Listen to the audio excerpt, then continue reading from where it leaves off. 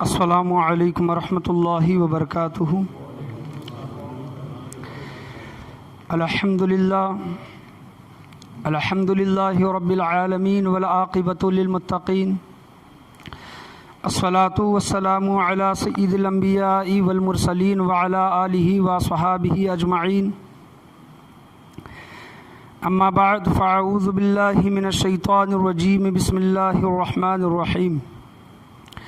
ان الذین یؤذون اللہ ورسولہ لعنہم اللہ فی الدنیا والآخرہ وأعد لهم عذابا مہینا۔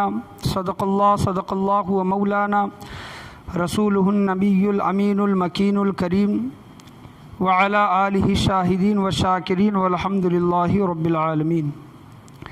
تقریر کا آغاز کرنے سے پہلے بہتر اور مناسب ہے کہ ہم اور آپ گنبد خضرا میں آرام فرمانے والے آقا حضور تاجدار مدینہ سرور و قلب و سینہ جناب احمد مجتبیٰ محمد مصطفیٰ صلی اللہ علیہ وسلم کی بارگاہ مقدس بے پناہ میں درود و سلام کا ہدیہ نچھاور کریں۔ پڑھیے بآواز بلند، اللہم صلی علی محمد وعلی آل محمد وبارک سلم صلو علیہ، الصلاۃ والسلام علیک یا رسول اللہ صلی اللہ تعالیٰ علیہ وسلم۔ اور ایک مرتبہ نبی اور آل نبی کے بارگاہ میں درود و سلام کا ہدیہ نثار کریں۔ اللہم صلی علی محمد وعلی آل محمد وبارک سلم صلو علیہ، الصلاۃ والسلام علیک یا رسول اللہ صلی اللہ تعالیٰ علیہ وسلم۔ خطبے کے بعد میں نے جس آیت کریمہ کا شرف حاصل کیا، اللہ تبارک و تعالیٰ قرآن مجید فرقان حمید سورہ احزاب میں ارشاد فرماتا ہے، اعوذ باللہ من الشیطان الرجیم، بسم اللہ الرحمن الرحیم۔ ان الذین یؤذون اللہ ورسولہ لعنہم اللہ فی الدنیا والآخرہ وأعد لهم عذابا مہینا، جس کا ترجمہ یہ ہے کہ بے شک جو لوگ اللہ اور اس کے رسول کو ایذا دیتے ہیں، اللہ اور اس کے رسول کو تکلیف دیتے ہیں، اللہ اور اس کے رسول کو ایذا دیتے ہیں، اللہ ان پر دنیا و آخرت میں لعنت کرتا ہے۔ لعنہم اللہ فی الدنیا والآخرہ، ان پر دنیا و آخرت میں کیا کرتا ہے؟ لعنت کرتا ہے۔ وَأَعَدَّ لَهُمْ عَذَابًا مُهِينًا، اور ان کے لیے ذلیل کرنے والا عذاب تیار کر کے رکھا ہے۔ اللہ تبارک و تعالیٰ نے ان لوگوں کو جو اللہ اور اس کے رسول کو تکلیف دیتے ہیں، ایذا دیتے ہیں۔ بے شک اللہ کو تکلیف تو کوئی نہیں دے سکتا، اللہ تکلیف لینے سے پاک ہے، یعنی ہمیں جس طرح تکلیف محسوس ہوتی ہے، اللہ تبارک و تعالیٰ ان تمام چیزوں سے کیا ہے؟ پاک و صاف ہے۔ لیکن اللہ کے پیارے نبی کریم صلی اللہ تعالیٰ علیہ وسلم اس چیز کو قبول کرتے ہیں، محسوس کرتے ہیں، یعنی تکلیف کو کیا کرتے ہیں؟ محسوس کرتے ہیں۔ تو اللہ نے اپنی تکلیف حضور صلی اللہ تعالیٰ علیہ وسلم کے تکلیف میں رکھے، یعنی جیسا کہ احادیث کریمہ میں بولا جاتا ہے کہ جس نے رسول کی اطاعت کی گویا اس نے کس کی اطاعت کی؟ اللہ کی اطاعت کی۔ جس نے رسول کو خوش کیا گویا اس نے اللہ کو خوش کیا، جس نے رسول کو ناراض کیا گویا اس نے اللہ کو ناراض کیا۔ اور اللہ یہ بھی 90 پارے میں ارشاد فرماتا ہے کہ وما رمیت اذ رمیت ولکن اللہ رمی، یعنی اے حبیب کریم صلی اللہ علیہ وسلم، جو آپ نے کنکریاں جو پھینکی ہیں وہ آپ نے نہیں پھینکی بلکہ اللہ نے پھینکی، یعنی رسول کے کام کو اللہ تبارک و تعالیٰ اپنا کام بتا رہا ہے۔ تو رسول کو تکلیف دینا گویا اللہ کو تکلیف دینا ہے۔ آج کی میری تقریر کا عنوان جو موضوع ہے گستاخ رسول کی سزا، جو کہ آج اور کئی مہینوں سے کئی سالوں سے یہ معاملہ چل رہا ہے کہ حضور صلی اللہ تعالیٰ علیہ وسلم کی شان میں گستاخیاں کی جا رہی ہیں، ان کو تکلیف دی جا رہی ہے، مسلمانوں کو تکلیف دی جا رہی ہے۔ اسی موضوع کے متعلق میں یہاں پر آج کھڑا ہوا ہوں بولنے کے لیے کہ گستاخ رسولوں کی سزا کیا ہے۔ حضور صلی اللہ تعالیٰ علیہ وسلم کے دور نبوت میں بھی، صحابہ کرام کے دور میں بھی کیا عمل رہا ہے کہ جو حضور صلی اللہ تعالیٰ علیہ وسلم کی گستاخی کرتا ہے، بے ادبی کرتا ہے، انہیں تکلیف دیتا ہے تو اسے کس طرح سزا دی جاتی ہے۔ یہ تو ہوا حضور صلی اللہ تعالیٰ علیہ وسلم اور صحابہ کرام کا معاملہ، لیکن سورہ احزاب میں اللہ تبارک و تعالیٰ کیا ارشاد فرماتا ہے کہ جو میرے رسول کو ایذا دیتا ہے گویا اس نے مجھے ایذا دی، اور جس نے مجھے ایذا دی، اللہ تبارک و تعالیٰ اس کے لیے دنیا و آخرت میں لعنت بھیجتا ہے، اور وَأَعَدَّ لَهُمْ عَذَابًا مُهِينًا، ذلیل کرنے والا عذاب ان لوگوں کے لیے اللہ تبارک و تعالیٰ نے تیار کر کے رکھا ہے۔ وہ دنیا میں بھی ذلیل و رسوا ہو کر مریں گے، چاہے وہ کوئی بھی ہو، چاہے گستاخ رسول کوئی بھی ہو، مرد ہو عورت ہو کوئی بھی ہو، اللہ تبارک و تعالیٰ اس کو دنیا میں بھی ذلیل و رسوا کرے گا، آخرت میں بھی ذلیل و رسوا کرے گا۔ دنیا میں بھی اس پر لعنت ہے، آخرت میں بھی اس پر لعنت ہے، اور آخرت میں اس کو ذلیل کرنے والا عذاب، سخت عذاب اللہ تبارک و تعالیٰ نے تیار کر کے رکھا ہے۔ تو گستاخ رسول کو معافی نہیں ہے، یاد رکھیں۔ علماء کرام یہ بھی ارشاد فرماتے ہیں کہ اگر کوئی گستاخی کرتا ہے اور توبہ کر لیتا ہے، علماء کرام بیان کرتے ہیں کہ توبہ کر لیتا ہے، اس کی توبہ تو قبول ہے، آخرت میں اللہ تبارک و تعالیٰ چاہے تو اسے معاف فرما دے اگر سچے دل کے ساتھ وہ توبہ کر لے، لیکن جو حد، جو سزا، جو اسلام کی طرف سے وہ قتل ہے، یعنی اس کو قتل ہی کیا جائے گا، اس کے لیے معافی نہیں ہے۔ یعنی اگر وہ گناہ کر لے، گستاخی کا گناہ کر لے اور سچے دل کے ساتھ توبہ بھی کر لے، لیکن پھر بھی اس کو قتل کیا جائے گا، کیونکہ علماء کرام یہ بھی ارشاد فرماتے ہیں کہ اگر اس کو سزا نہ دی جائے، اگر اس کو قتل، جو اسلامی، جو حکومت کی جو سزا ہے، اسلام کی جو سزا ہے، اگر وہ سزا اس کو نہ دی جائے تو ہو سکتا ہے کہ دوسرے لوگ بھی یہ عمل کریں، گستاخی کرے اور پھر توبہ کرے، گستاخی کرے پھر شرمندگی محسوس کرے، گستاخی کرے پھر معافی مانگے، گستاخی کرے پھر یہ کہیں کہ میں اپنے الفاظ واپس لیتا ہوں، واپس لیتی ہوں، میں نے غصے میں کہا، میرے زبان سے نکل گیا، یہ تمام جملے یہ کیا کریں گے؟ بیان کریں گے۔ اور اسی طرح حضور صلی اللہ تعالیٰ علیہ وسلم کی گستاخی ہوتی رہے گی، حضور صلی اللہ تعالیٰ علیہ وسلم کے شان میں اسی طرح لوگ بے ادبی کرتے رہیں گے۔ تو قرآن کا تو حکم ہے کہ اس کو دنیا میں بھی ذلیل و رسوا کیا جائے گا، آخرت میں بھی اس کے لیے اللہ تبارک و تعالیٰ نے ذلیل کرنے والا عذاب کر کے رکھا ہے، تیار کر کے رکھا ہے۔ اور احادیث کریمہ میں کیا ارشاد ہے؟ حضرت مولا کائنات حضرت علی رضی اللہ تعالیٰ عنہ ارشاد فرماتے ہیں کہ حضور صلی اللہ تعالیٰ علیہ وسلم نے ارشاد فرمایا، الشفا کی یہ حدیث ہے کہ جو کسی نبی کو برا کہے، جو کسی نبی کو برا کہے اس کو قتل کر دو، حضور صلی اللہ تعالیٰ علیہ وسلم کا فرمان ہے۔ بعض لوگ نیوز والے اینکرنگ یہ کہتے ہیں کہ حضور صلی اللہ علیہ وسلم کا وہ واقعہ بیان کرتے ہیں کہ حضور صلی اللہ علیہ وسلم پر ایک عورت کچرا پھینکا کرتی تھی، آپ صلی اللہ علیہ وسلم نے اس کو معاف کر دیا۔ ایسے بہت سے واقعات ہیں حضور صلی اللہ علیہ وسلم کی زندگی میں، ایسے بہت سے واقعات ہیں کہ آپ صلی اللہ علیہ وسلم کو تکلیفیں دی گئی، آپ صلی اللہ علیہ وسلم نے ان کو معاف کر دیا، بلکہ ان کے لیے دعائیں خیر بھی کی، ان کو دعائیں بھی دی۔ لیکن یہ حضور صلی اللہ تعالیٰ علیہ وسلم کا معاملہ تھا، آپ صلی اللہ تعالیٰ علیہ وسلم کو یہ اختیار تھا کہ آپ صلی اللہ علیہ وسلم معاف فرما دیں۔ امت کو یہ حق حاصل نہیں ہے کہ امت کسی شخص نے اس کے نبی کی شان میں گستاخی کی ہو اور امت اس کو معاف فرما دے۔ آپ صلی اللہ علیہ وسلم نے ارشاد فرمایا، حضرت علی رضی اللہ تعالیٰ عنہ روایت کرنے والے ہیں، جو کسی نبی کو برا کہے اس کو قتل کر دو، اور جو صحابہ کو برا کہے اس کو درے مارو، اس کو کوڑے مارو۔ یہ حضرت علی رضی اللہ تعالیٰ عنہ ارشاد فرماتے ہیں۔ اور رواہ البخاری کی یہ حدیث ہے کہ ابن خطل یہ حضور صلی اللہ علیہ وسلم کا بڑا گستاخ تھا، اور اس کے متعلق حکم تھا کہ اس کو جہاں کہیں پاؤ، یہ حضور کا گستاخ ہے، اس کو جہاں کہیں پاؤ اس کو قتل کر دو۔ یہ گستاخ کعبے کے غلاف سے جا کر لپٹ گیا، کعبے کے غلاف میں جا کر چھپ گیا ابن خطل۔ صحابہ کرام نے آ کر ارشاد فرمایا کہ یا رسول اللہ، ابن خطل تو کعبے کی دیوار، کعبے کے غلاف سے جا کر چھپ گیا ہے، اس سے لپٹ گیا ہے۔ آپ صلی اللہ تعالیٰ علیہ وسلم نے فرمایا کہ اس کو وہیں پر قتل کر دو۔ یہ حضور صلی اللہ تعالیٰ علیہ وسلم کا حکم تھا۔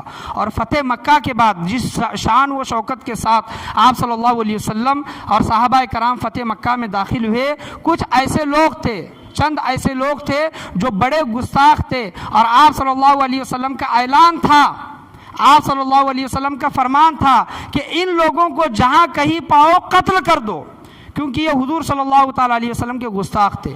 تو حضور صلی اللہ علیہ وسلم کے دونوں پہلو، دونوں چیزیں ہمیں ملتی ہیں کہ آپ صلی اللہ علیہ وسلم نے معاف بھی فرما دیا ہے اور قتل کرنے کا حکم بھی دیا ہے۔ تو امت کو یہ حق حاصل نہیں ہے کہ اگر کوئی حضور صلی اللہ علیہ وسلم کی گستاخی کرے تو وہ اس کو معاف کر دے، بلکہ امت کا یہ فرض ہے، واجب القتل، اس کو کر دیا جائے، واجب ہے قتل کرنا۔ اور جہاں پر اسلامی حکومت ہے، جہاں پر اسلامی حکمران ہیں، یہ ان کی ذمہ داری ہے کہ اسلام کے حساب سے ان کو سزا دی جائے۔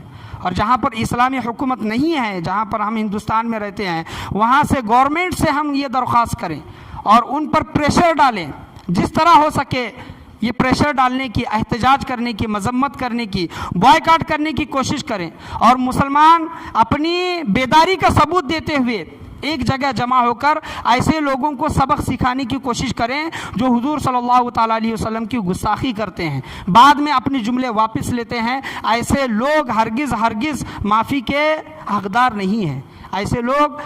ایسے لوگوں کو سخت سے سخت سزا دینے کی کوشش کرنی چاہیے۔ اور حضور صلی اللہ تعالیٰ علیہ وسلم کے زمانے میں ہی آپ صلی اللہ تعالیٰ علیہ وسلم نے اپنے گستاخوں کو قتل کرنے کا حکم دیا ہے۔ بعض لوگ یہ کہتے ہیں کہ حضور صلی اللہ علیہ وسلم تو معاف فرمانے والے تھے، واقعے پیش کرتے ہیں، لہٰذا میں آج ایسے واقعے حضور صلی اللہ علیہ وسلم کے زمانے کے ایسے واقعے آپ کے سامنے پیش کروں گا جو حضور صلی اللہ علیہ وسلم کے زمانے میں حضور صلی اللہ علیہ وسلم کی گستاخی کرتے تھے۔ جب آپ صلی اللہ علیہ وسلم ظاہری حیات تھے، ان کے زمانے میں ظاہری حیات میں ان کی گستاخی کیا کرتے تھے، آپ صلی اللہ علیہ وسلم نے ان کو قتل کرنے کا حکم دیا۔ ابو رافع یہودی، یہ حضور صلی اللہ علیہ وسلم کا گستاخ تھا اور اس کو قتل کیا گیا۔ یہ بخاری میں یہ واقعہ موجود ہے کہ ابو رافع یہ یہودی تھا، حضور صلی اللہ علیہ وسلم کی گستاخی کرتا تھا، آپ صلی اللہ علیہ وسلم نے اس کو قتل کرنے کا حکم دیا اور اسے جہنم میں پہنچا دیا، صحابہ کرام نے اس کو جہنم میں پہنچا دیا۔ کعب بن اشرف یہودی، یہ حضور صلی اللہ علیہ وسلم کی گستاخی کرتا تھا، شعر میں، اشعار میں، شعروں میں حضور صلی اللہ علیہ وسلم کی گستاخی کرتا تھا، مسلمان عورتوں کا تذکرہ اپنے اشعار میں کیا کرتا تھا۔ آپ صلی اللہ علیہ وسلم نے محمد بن مسلمہ کی قیادت میں ایک دستہ بھیجا اور اس کو پکڑ کر لایا گیا اور اس کی گردن اڑا کر آپ صلی اللہ علیہ وسلم کے بارگاہ میں پیش کی گئی۔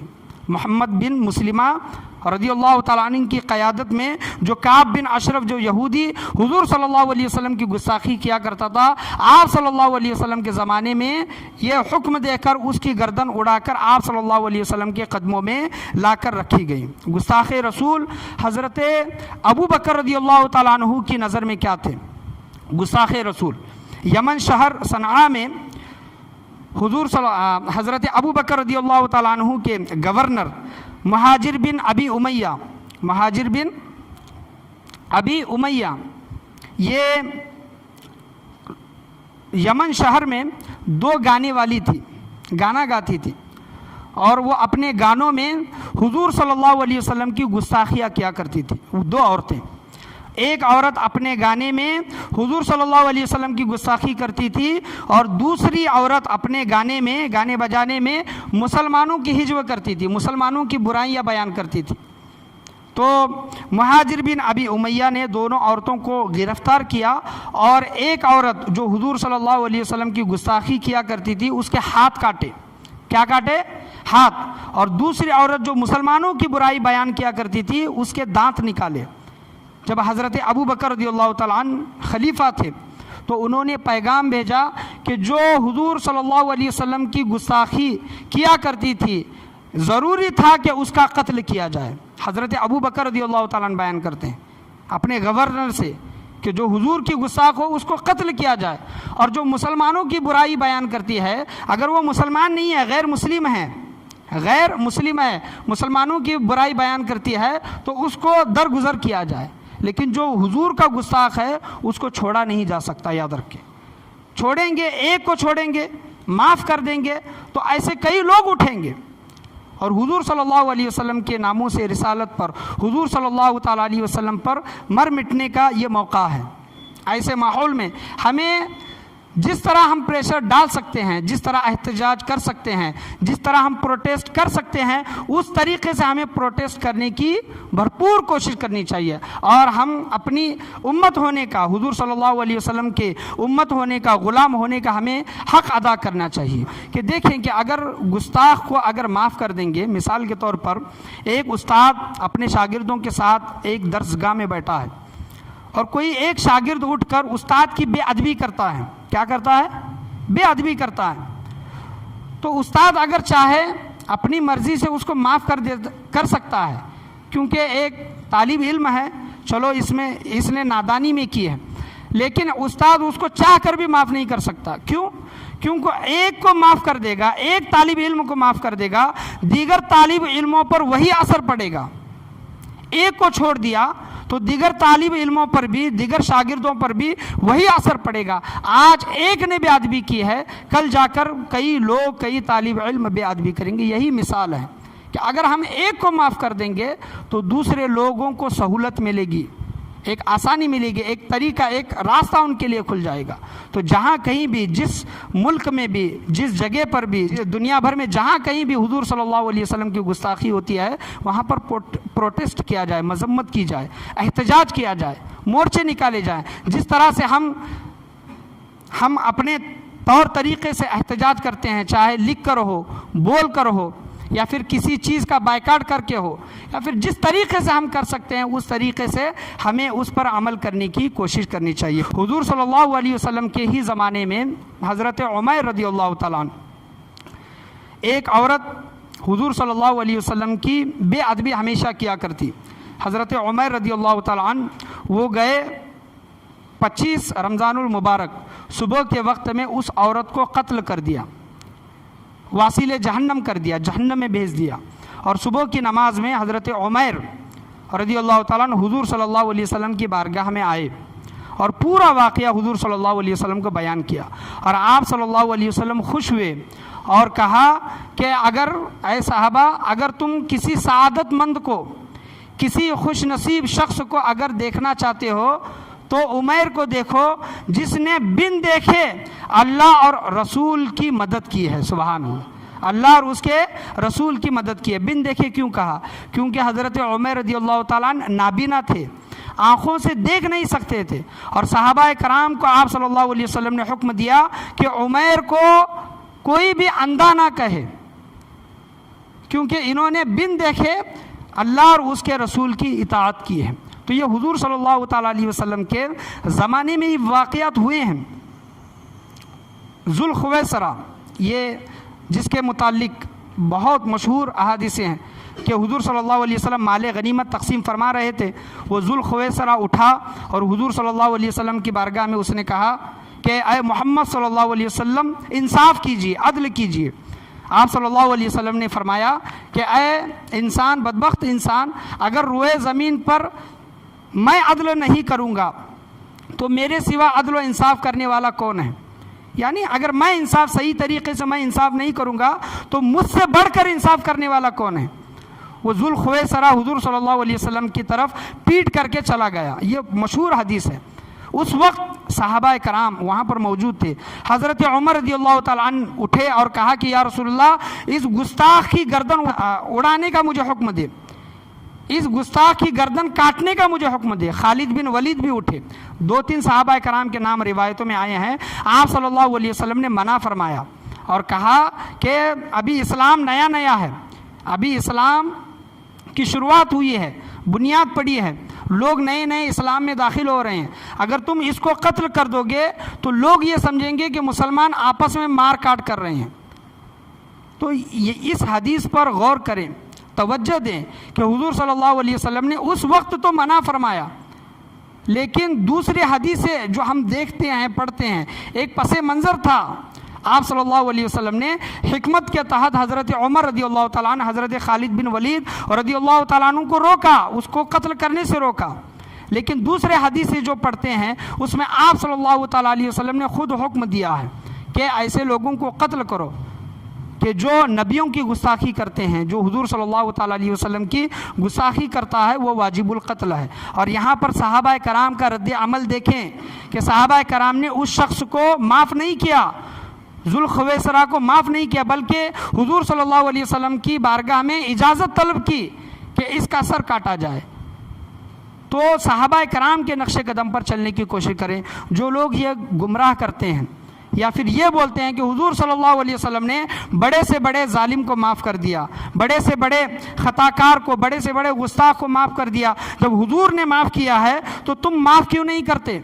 یہ لوگ یہ جو ایک بات لوگوں میں پھیلا کر لوگوں کو گمراہ کرنے کی کوشش کرتے ہیں، تو دیکھیں کہ حضور صلی اللہ علیہ وسلم کا اپنا معاملہ تھا، چاہے تو حضور صلی اللہ علیہ وسلم بدلہ لیں یا پھر معاف کرے، یہ لیکن امت کو حق حاصل نہیں ہے۔ دیکھیں کہ اللہ غفور الرحیم ہے، ستار و غفار ہے، لیکن اللہ تبارک و تعالیٰ نے قتل کا بدلہ قتل رکھا ہے قرآن میں، یعنی اگر کسی کو قتل کر دے تو اس کو حق حاصل ہے کہ وہ بھی اس کو قتل کر دے۔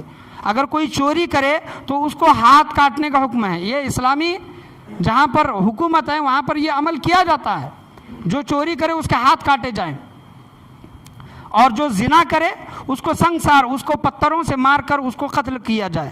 یہ اسلامی یہ قاعدے قانون ہے۔ کیوں رکھے ہیں اتنے سخت قاعدے قانون کیوں ہیں؟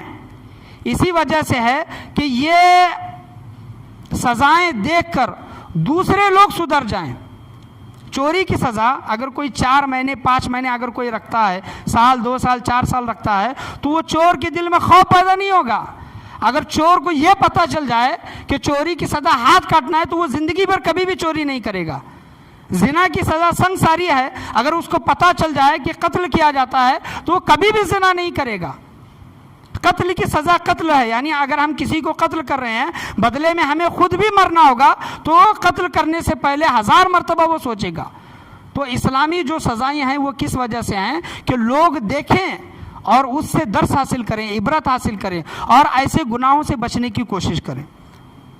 تو اسی وجہ سے یہ سخت سزائیں رکھی گئی ہیں۔ حضور صلی اللہ علیہ وسلم نے معاف کر دیا، امت کو یہ حق حاصل نہیں ہے کہ کسی کو معاف کر دیا جائے۔ دیکھیں کہ خون کا بدلہ خون ہے، چوری کا بدلہ ہاتھ کاٹنا ہے، اور زنا کا بدلہ سنگساری ہے، تو اللہ تبارک و تعالیٰ کو یہ کیسے گوارا ہوگا کہ اس کے محبوب کے شان میں گستاخی کی جا رہی ہے؟ وہ محبوب جو تمام دنیا سے بڑھ کر حضور صلی اللہ علیہ وسلم اللہ کو پسندیدہ ہیں، حضور صلی اللہ علیہ وسلم اللہ کے محبوب ہیں، اللہ نے جا بجا حضور صلی اللہ علیہ وسلم کی قسمیں کھائی ہیں۔ حضور صلی اللہ علیہ وسلم کے لیے اللہ تبارک و تعالیٰ نے قبلے کو تبدیل کر دیا، یہ تمام چیزیں، تو اللہ تبارک و تعالیٰ کیسے گوارا کر سکتا ہے کہ اس کے محبوب کی شان میں گستاخی کی جا رہی ہو اور امت خاموش ہو؟ امت سے سوال کیا جائے گا۔ امام مالک رضی اللہ تعالیٰ عنہ یہ بیان کرتے ہیں کہ جہاں پر حضور صلی اللہ علیہ وسلم کی گستاخی کی جا رہی ہو اور وہاں پر امت خاموش ہو، ایسی امت کو مر جانا چاہیے۔ امام مالک رضی اللہ تعالیٰ عنہ بیان کرتے ہیں۔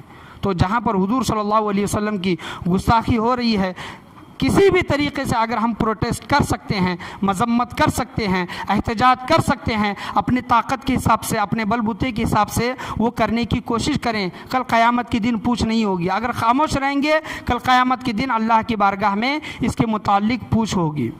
اللہ سے میں یہی دعا کرنا چاہوں گا کہ اللہ تبارک و تعالیٰ ہم تمام لوگوں کو بولنے سننے سے زیادہ عمل کرنے کی توفیق عطا فرمائے۔ ایسے جو دشمنان اسلام ہیں، جو اللہ اور اس کے رسول کے دشمن ہیں، جو ان کو ایذا دیتے ہیں، اللہ تبارک و تعالیٰ ان کو دنیا میں بھی ذلت و رسوائی عطا کرے اور آخرت میں بھی ذلت و رسوائی عطا کرے، اور سخت سے سخت عذاب اللہ تبارک و تعالیٰ ان لوگوں پر اتارے۔ اور میں بھارت سرکار سے یہی ایک گزارش کرنا چاہوں گا کہ جو لوگ حضور صلی اللہ علیہ وسلم کی شان میں گستاخی کر رہے ہیں، اللہ کی شان میں گستاخی کر رہے ہیں، قرآن کی شان میں گستاخی کر رہے ہیں، ایسے لوگوں کے خلاف سخت سے سخت قدم اٹھانے کی کوشش کریں۔ یہ آپ کی ذمہ داری ہے، آپ کرسی پر ہیں، آپ کی حکومت ہے، یہ آپ کی ذمہ داری بنتی ہے کہ ایسے لوگوں کو سخت سے سخت سزا دینے کی کوشش کریں۔ اور میں آپ لوگوں سے بھی یہ گزارش کرنا چاہوں گا کہ اوروں کے خداؤں کو برا نہ کہیں۔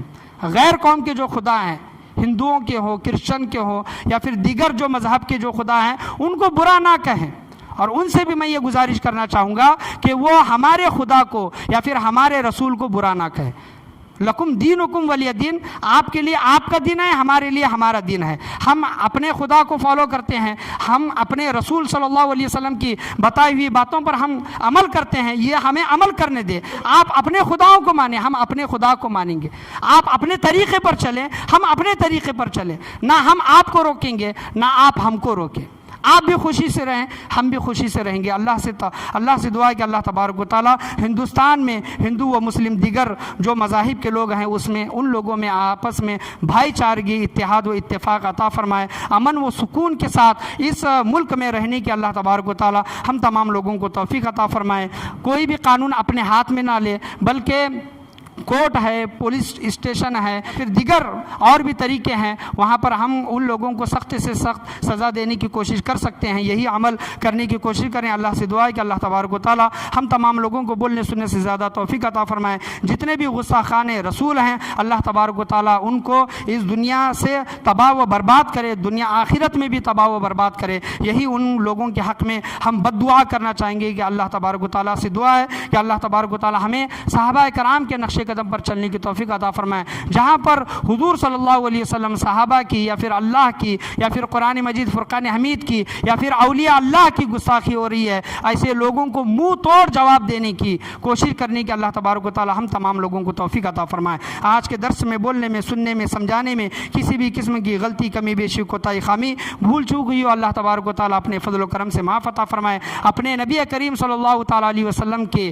عزت پر مر مٹنے کی اللہ تبارک و تعالی ہم تمام لوگوں کو توفیق عطا فرمائے۔ مرنا تو ایک دن ہے ہی، کسی بھی طریقے سے مریں گے، مرنا تو ایک دن ہے ہی، لیکن وہ موت سب سے بہتر ہے جو حضور صلی اللہ علیہ وسلم کی عزت کی حفاظت کے لیے، عزت کی حفاظت پر جو موت آئے وہ موت بہترین موت ہے۔ اللہ تبارک و تعالی ہمیں ناموس رسالت پر مر مٹنے کی، اپنا تن من دھن لٹانے کی اللہ تبارک و تعالی ہم تمام لوگوں کو توفیق عطا فرمائے۔ لا الہ الا اللہ محمد الرسول اللہ صلی اللہ تعالی علیہ وسلم۔ گستاخ رسول کی ایک سزا، سر تن سے جدا، سر تن سے جدا۔ یا رسول اللہ ہم شرمندہ ہیں، یا رسول اللہ ہم شرمندہ ہیں، یا رسول اللہ ہم شرمندہ ہیں۔ آپ کے گستاخ ابھی زندہ ہیں، آپ کے گستاخ ابھی زندہ ہیں۔ اللہ تبارک و تعالی گستاخوں کو نیست و نابود عطا فرمائے۔